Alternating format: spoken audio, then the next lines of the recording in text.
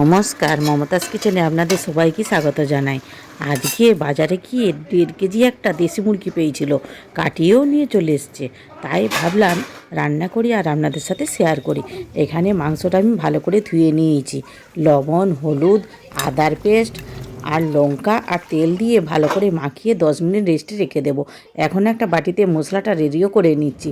আদা রসুনের পেস্ট, হলুদ, জিরে, লঙ্কা আর কাশ্মীরি লঙ্কা জল দিয়ে একটু মেখে রেখে দেবো। কড়াইয়ে তেল দিয়ে দিয়েছি, আলু ভালো করে ভেজে নেব। আলুতে আমি লবণ হলুদ দিচ্ছি না, লবণ হলুদ দিলে তেলটা কালো হয়ে যায়।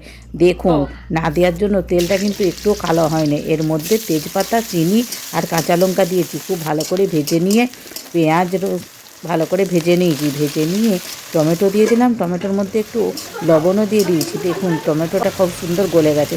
এখন রেডি করে মশলা রাখাটা দিয়ে দিচ্ছি, দিয়ে 2 মিনিট ভালো করে কষে নেব। তারপরে অল্প জল দিয়েও আরও 3 মিনিট কষে নেব। 5 মিনিট কষে নিয়েছি। এখন মাংসটি দিয়ে দিলাম, দিয়ে খুব ভালো করে কষে নেব। মাংসটিও দেখুন খুব ভালো করে কষা হয়ে গেছে। এখন ভেজে রাখা আলু দিয়ে দিচ্ছি, আলু দিয়ে আরও একটু ভালো করে কষে নেব। মাংস কষতে কষতে যে জল বের হয়, দেখুন একটুও জল নেই। এরপরে কষাটাও খুব ভালো হয়ে গেছে। এখন আমি জল দিয়ে 30 মিনিটের জন্য অপেক্ষা করব। আপনারা ভালো থাকবেন, সুস্থ থাকবেন। ভিডিওটি শেষ পর্যন্ত দেখার জন্য ধন্যবাদ।